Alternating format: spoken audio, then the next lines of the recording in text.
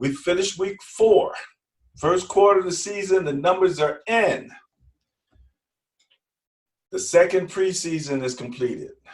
I don't have a name for the next quarter, the next 3 quarters. How about let's call it the season? The season. The regular season.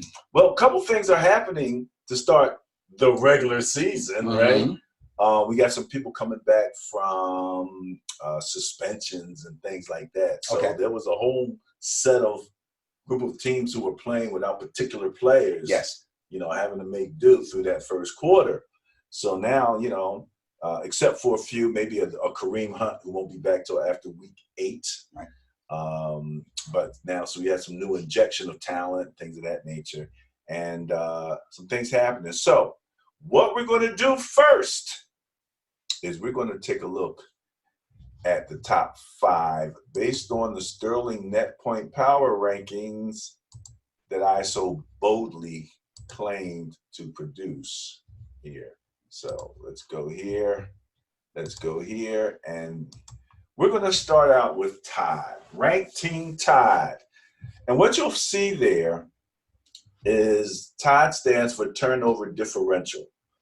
We produce something called the Bias Plus report. The bias is the difference in difference in net points between 2 teams who are going to play each other. And the plus is the turnover differential. We take that net point differential and we combine it with the turnover differential. And we make a score that only we could do because it's mathematically probably not correct. But that's okay because the concepts do marry. And we do know that turnover differential has a big impact on who wins and who loses, which comes down to points, bottom line. So let's look at the top 5. First off, little surprise, Jets in the top 5. You're not surprised? I'm not surprised because as bad as they look, and because I play fantasy, I see them hoovering in the top third. They've been hoovering in the top third. Hoovering or hovering? Well, I say hoovering, you say hovering. I say tomato, you say tomato. But I've seen them around in the top third of the defensive standings in fantasy since the season started. And I know they're not winning, and I know they're not scoring a lot of points. Therefore, there must be a reason why they're up there. And it's because they've been getting some turnovers. Okay.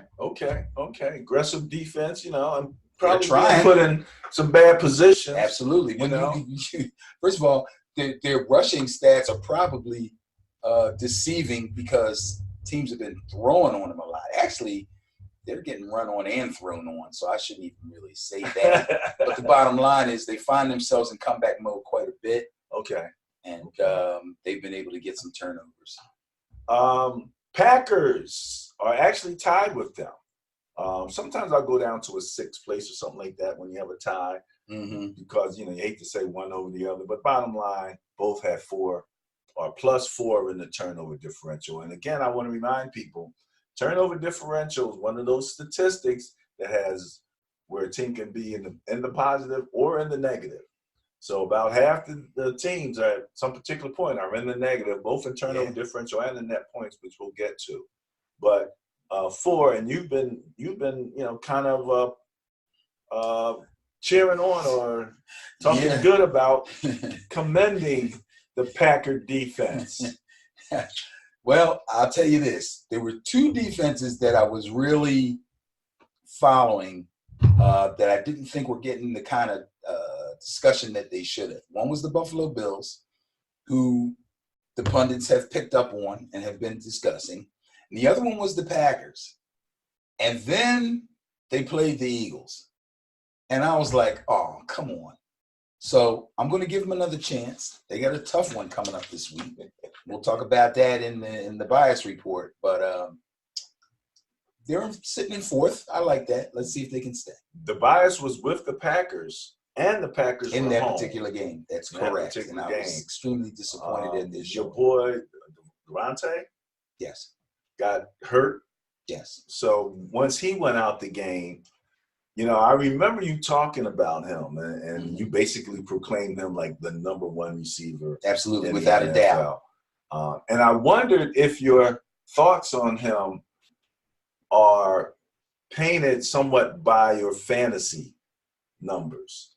And when I look, fantasy numbers are the real actual numbers. well, so when you're looking at him and you're saying he's number one, because when you say number one, I come from the Madden thing where, who's rated higher than who over because of their specifics, but you come from the fantasy background where it's about production and numbers, especially as they fit the fantasy thing. So I can understand that. And then I saw that Aaron Rodgers throws to Devontae like an out of proportion, big out of proportion, almost like when they were saying that Wentz was throwing to Ertz, and he was actually getting some blowbacks, like, oh, you throw to Ertz too much, like that's like if he's catching the ball, he's moving, he's getting what I need done, I'm going to him. I could understand that, but the numbers really fell heavily toward Devontae. So now that he's out, that's a problem for them. Yeah, when you've been going heavy in one direction, that's why I said I'm going to wait and see what happens. Now you got to actually play the game on a more balanced basis, and we can see if not. Let me just say, when I watched Aaron throw the ball, I'm still just, it's just an amazing thing. The ball comes out so efficiently, so beautifully. He threw a ball, I think it was to Davante Adams, who was literally surrounded by Eagles, and there was nothing they could do. He was like, he stepped up, the ball just zipped there. It was so efficient. And I kept thinking, is he like Mahomes' fathers? Because they both have that delivery, that amazing delivery. We know Mahomes' father is a baseball player, so, but they both have that great delivery, man. And so if he can get on track with his coaching and whatever they're trying to run in terms of their scheme and actually get that ball around, he can get it to him. But he might be leaning. I don't know if he was leaning. Well, this is the first year for the coach, right? Yes. So he might be leaning because that's somebody he knows that even in this uncertain world, he could go there, and it would make sense. All right. Let me just say something about that first. Number one thing I want to say is I did not proclaim Davante Adams the number one receiver in the NFL. I said he is arguably the top receiver in fantasy, okay, by the numbers. He is also arguably the best wide receiver in the NFL, in my opinion. But we're also talking about Julio Jones. We're also talking about Mike Thomas. And we're also talking about Nuke Hopkins. So everybody's got their favorites amongst those guys, more than two. but yeah, I can't. You can't really just proclaim a guy. When you make a proclamation like that, it's because you just like him better than the other guys. There's always an argument involved. Now, when it comes to the Packers and Rodgers and the use of Davante Adams has been on the team for like 4 or 5 or 6 years. Okay, he came along when they still had some of the other top receivers that they had there back in the past, in the not so far away past. Yeah. And them guys are gone, right? That correctly, and they're all gone now. So he's earned the right to be the focus of that team. Unfortunately, as he became the focus of the team, the rest of their receiver core got extremely young. Okay, Geronimo Allison, I think this might be his 3rd year. Valdez-Scantling, this is only his 2nd year. Okay. Behind those two, I can't even tell you who the other guys are. So his rapport with Davante is so much better than the other two that, yeah, he's leaning heavily toward Davante. Now, those guys are going to have to earn their way if Davante can't suit up this week. But let's see if they're in the point where they are in terms of points. So we're still dealing with turnover differential. We still got a couple more categories we got to cover real quick. So I'm going to ask to move on, and let's talk about this strange tie at the top of turnover differential. I think 3 of those turnovers that the Bears got, they got against the Vikings, and we're going to talk about that game. But the Patriots, right at the top of the turnover differential again, and they just played the Bills. We're going to talk about the Patriots throughout this video. The Patriots are by far, Okay, I won't say by far, because every time I say by far, somebody reels me back in, okay? But the Patriots are, if not the top defense in the league right now, they're in the top 3. So again, I'm not surprised at this. I kind of think that this is probably the best defense they've had in like the last. Oh, no question about that. Years. There's no question about that. Yeah. That's for sure. And they've had some good defenses, and they've had some really leaky defenses. But because the defense that came along during the season, too. We've seen that too. Right. But since we've been doing the power rankings, we've actually observed that through the power rankings, where they were middle of the road at best in the beginning of the season, and then slowly started to rise, and every week they got higher and higher and higher until guess who's going to the Super Bowl, and there they are. So yes, that's the truth. That's the truth. That's true. So the Bears, with Khalil Mack, they're a strip sack away every game. So we expect them to be at the top of the turnover pile. Let's move on to the other component of the net points. If you think that championships are built on defense, well, here you go. We just were talking about the defenses here. At number 5, the Titans. Right. All right. Who, by the way, were, if you count the Patriots-Bears tie on the turnover differential, then that made the Titans actually number 2 in turnover differential. So here they are again in points against. And I know people are saying, oh, the Titans, they're okay, but Mariota stinks, and they don't have much offense if they can't run the ball, but they're hanging in there with defense. Mariota, okay, we'll talk about that on the scoring side, but yeah, it's hard to say Mariota stinks because he doesn't stink all the time.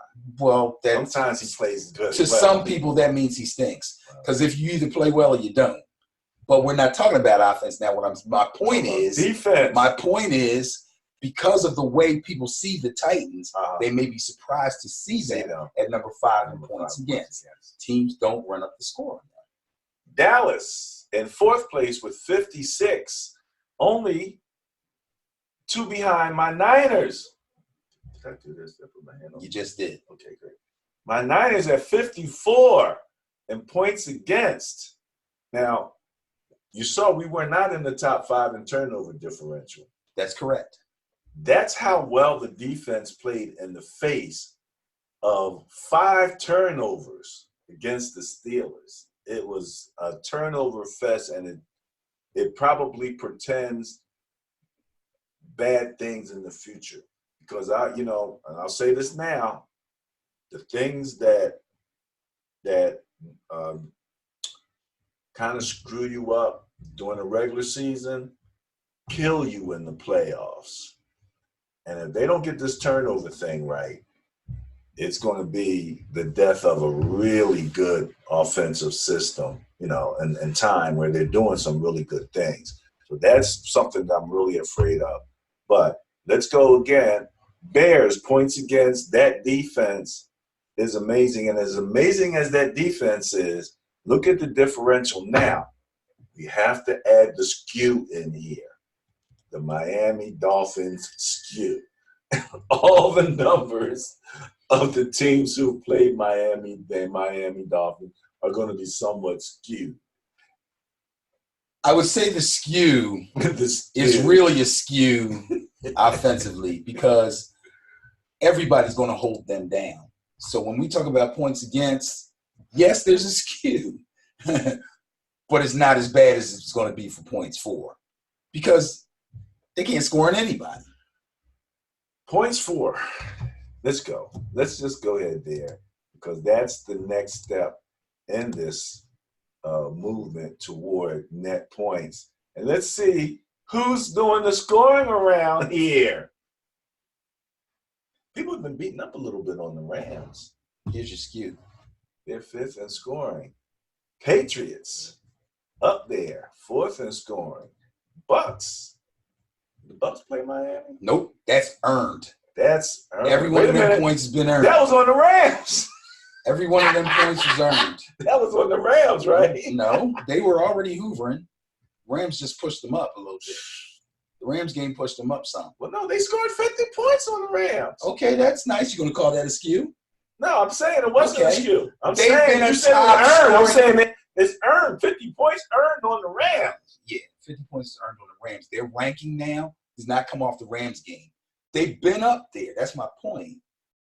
They've been a top scoring offense all season. Okay. For the All right, first so one, they've been doing it. I'm not 50 saying points help. because if you say, "Oh, the Rams," then that makes it a skew, and it's not. Okay. All right. They're scoring on everybody. Okay. All right. Interesting connection here. And this was our my intriguing game when they played, where you have the Ravens and the Chiefs absolutely tied at 135. Now that, as far as the Ravens are concerned, is the skew. The from skew Miami. still comes in from the big Miami game where they scored 59 points. And then they just didn't look like the same team after that. Right. And- But they're still kind of holding their own on offense. They still have a viable threat game after game to put points up, That's as they true, but- showed in the Chiefs game. I think that it kind of messed up their head a little bit to have such a big win coming right out of the gate, because you couldn't even say that Miami was really bad because it was the first game. Yeah, everybody knew Miami was bad. I don't know if they knew that they were that Everybody bad. knew That they Miami were was that bad. Everybody didn't know that Lamar Jackson was going to orchestrate a whooping on them like that. But everybody knew Miami was bad. You think that We were still questioning whether Lamar could throw and run. And remember, the big deal was we saw the vanilla side of this new offense that they put up for Lamar. Here's the first real game. Let's see what happens. That was the surprise. The fact that Miami was bad, that's no surprise. No, I'm not saying the fact that Miami was bad was the surprise. I'm saying the fact that Miami was as bad as they are is the surprise. Okay, well, it's not Because you didn't what's have a surprise to game me? to judge them on. Now, like the You got a roster to judge them on. who played Miami after? I don't know. Patriots, I guess. I know the Cowboys played them. Yeah. They beat them up pretty bad. Patriots put up You know, a big number. It's like now I'm looking at the teams that play Miami. It's like if you don't put a serious whipping on them guys, either Miami getting better or you ain't that good.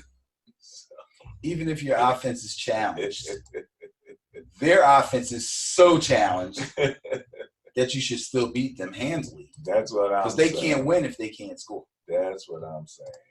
You know what I mean? But look, at this particular point,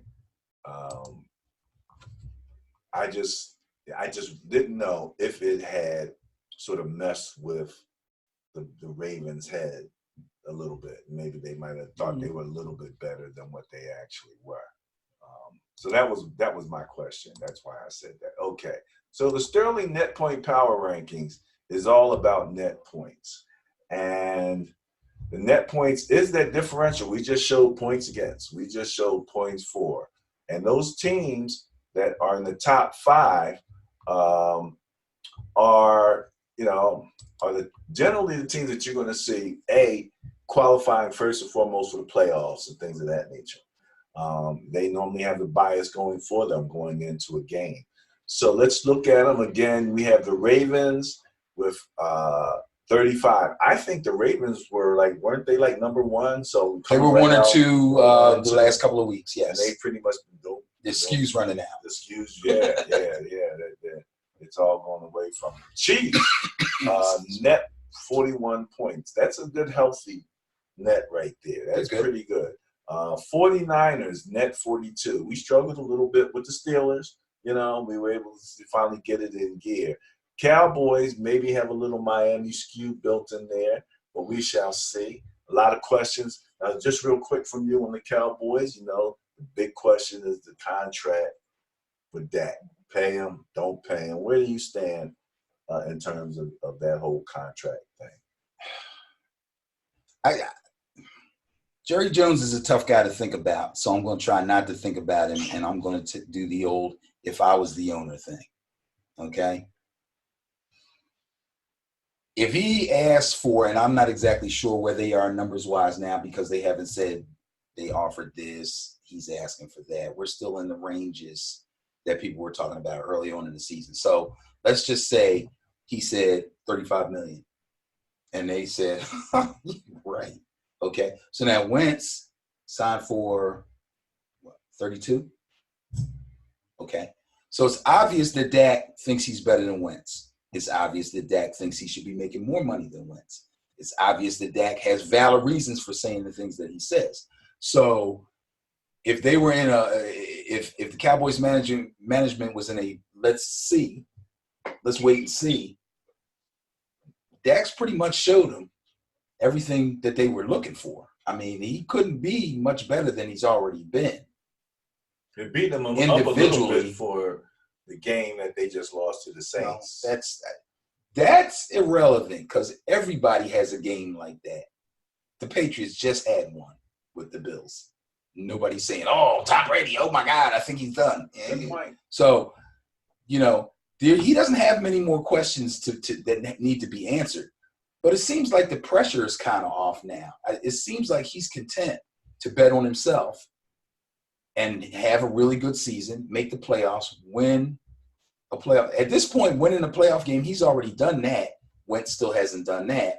And the reason I'm bringing up Wentz is simply because they're in the same division. That's all. Nothing else. Well, yeah, and the scale. These guys set the scale. Right. They came in together, the whole thing. So that comparison is always there. So as far as I could see, again, as far as I'm concerned, if I'm the Cowboys brass, I'm looking at if we don't make the NFC Championship game, something seriously went wrong.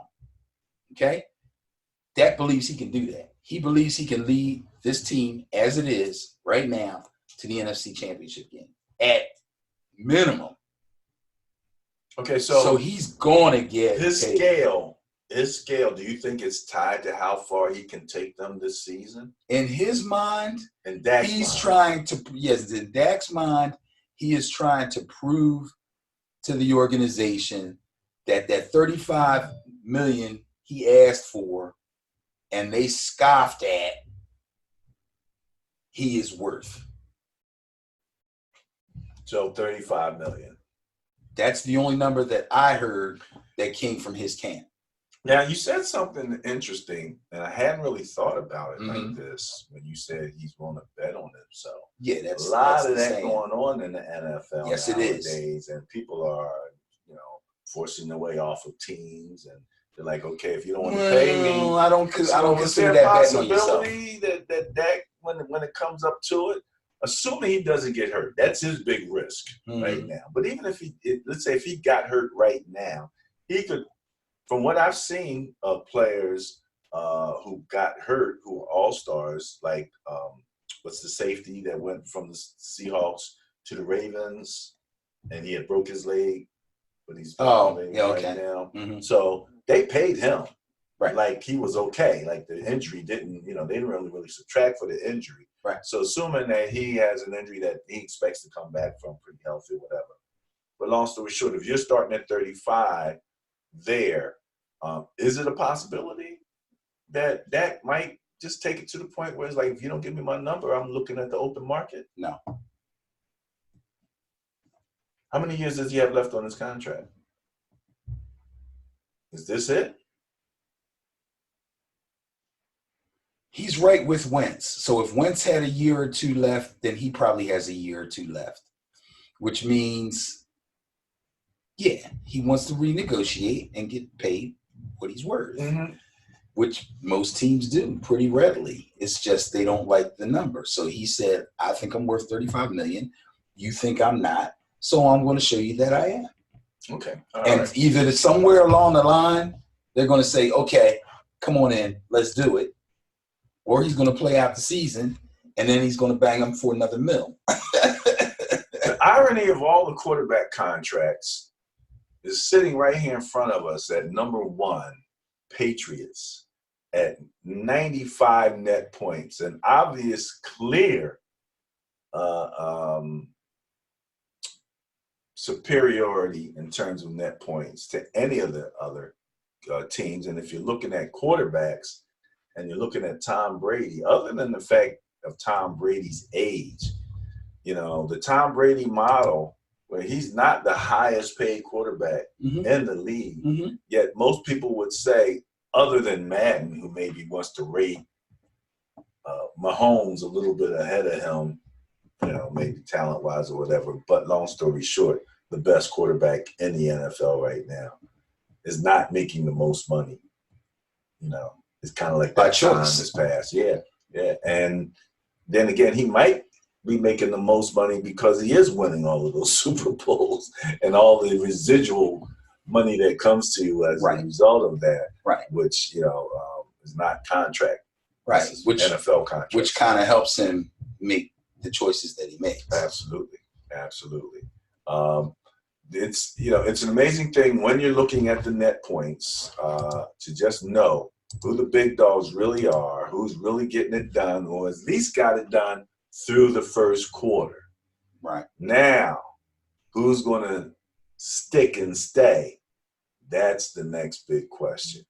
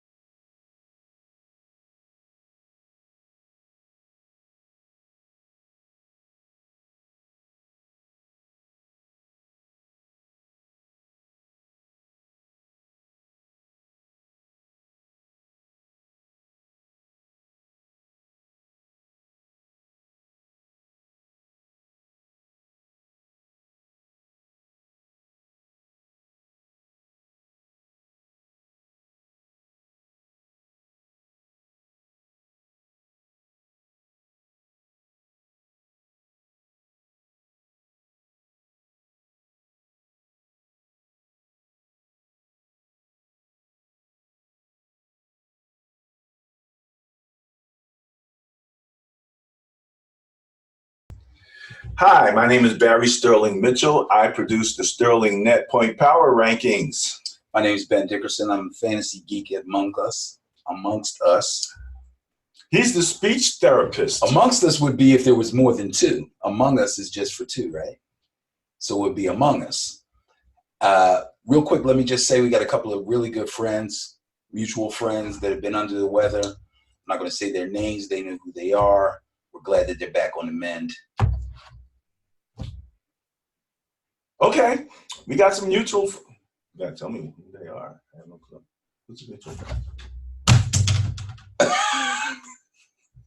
What? Why you throw the pen up?